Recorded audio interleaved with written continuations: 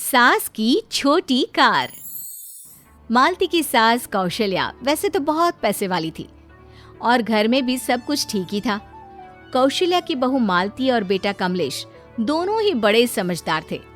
कौशल्या जी के पति भी काफी बड़े बिजनेसमैन थे, लेकिन कौशल्या जी एक बात को लेकर हमेशा दुखी रहा करती थी और वो थी उनकी छोटी सी कार। मुझे जरा शॉपिंग के लिए जाना था, आप ड्राइवर से कहकर मेरी कार तो निकलवा दीजिए। अरे कौशल्या, कितनी बार कह चुका हूँ, अब तो नई कार खरीदने दो। कब तक इस पुरानी कार के पीछे लगी रहोगी? देखो, घर में सबने अपने लिए बड़ी बड़ी गाड़ियाँ खरीद ली हैं। अजी कैसी बात करते हैं, ये कार तो मुझे मेरी सास और आपकी माँ ने तोहफे में दी थी जब मैं पहली बार इस घर में ब्याह करके आई थी। इससे ना मुझे बड़ा प्यार है। तो फिर बार बार इस कार की वजह से दुखी क्यों हो जाती हो? अरे वो तो बस ऐसे ही।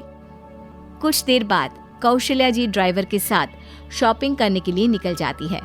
बाजार में पहुंचने के बाद, मालकिन आप शॉपिंग कर लीजिए, मैं कार को पार्क कर देता हूँ। हाँ हाँ ठीक है, तुम यहीं गाड़ी पार्क कर दो और मेरा इंतजार करना, मैं बस अभी आई। कौशल्या जी जैसे ही अपनी छोटी सी कार से उतरकर मॉल की तरफ जाने लगी, उन्होंने देखा कि लोग उनकी कार की तरफ देखकर मुंह बना रहे थे।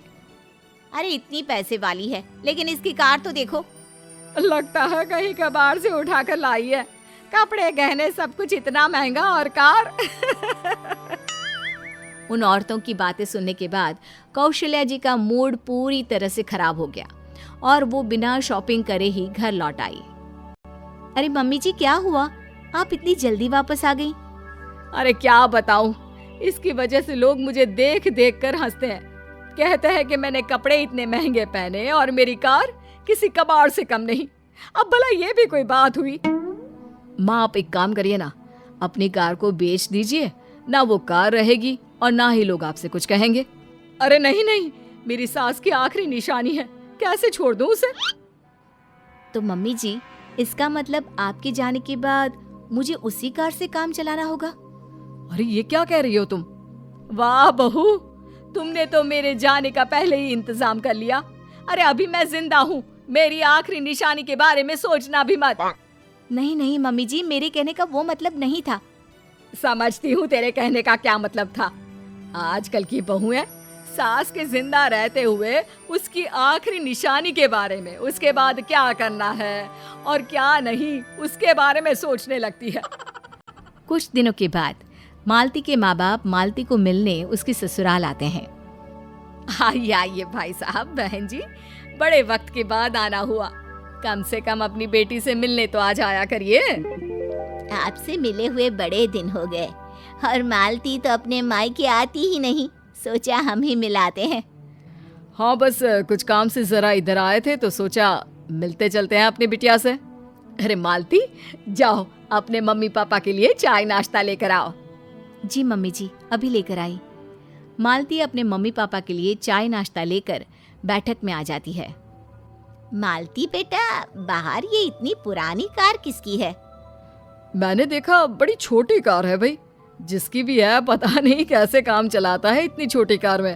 अगर मैं बैठ जाऊं तो मेरा तो दम ही निकल जाए।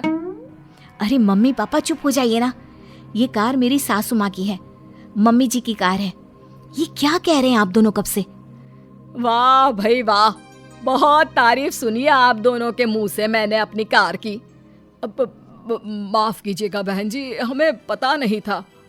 वो क्या है ना, आपके घर के बाकी सब लोगों की इतनी बड़ी बड़ी और सुंदर कार खड़ी हुई थी, तो मुझे लगा छोटी सी कार न जाने किसकी है, बस इसलिए पूछ लिया। हाँ, तो इसमें शर्माने वाली क्या बात है? मेरी कार है, ये मेरी सास का दिया हुआ तोहफा है। वो क्या है ना, हम माँ को कई बार समझा चुके हैं कि उन्हें अपनी पुरानी कार छोड़ देनी चाहिए, लेकिन वो मानती ही नहीं। और मानने वाली हूँ भी नहीं, जिसे जो कहना है चाहे कुछ भी कहे। कौशल्या जी अपनी पुरानी कार छोड़ने के लिए तैयार नहीं थी।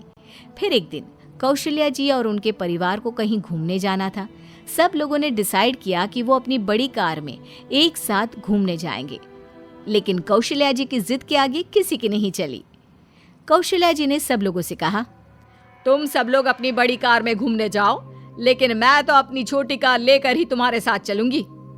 माँ, लेकिन मेरी कार इतनी बड़ी है, उसमें हम 4 लोग आराम से आ सकते हैं। ये छोटी पुरानी कार लेकर चलने की क्या जरूरत है?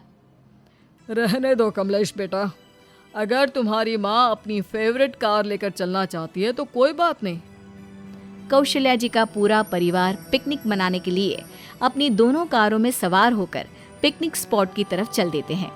पूरा दिन अच्छे से बिताने के बाद शाम को जब सब लोग घूमकर वापस आ रहे थे तो ट्रैफिक की वजह से एक जगह जाकर फंस गए। आगे बहुत लंबा जाम है, आपकी गाड़ी को निकलने में आराम से 3 घंटे लग जाएंगे। अरे लेकिन भाई साहब, कोई शॉर्टकट रास्ता हो तो बता दीजिए ना, हम सब लोग काफी थके हुए हैं।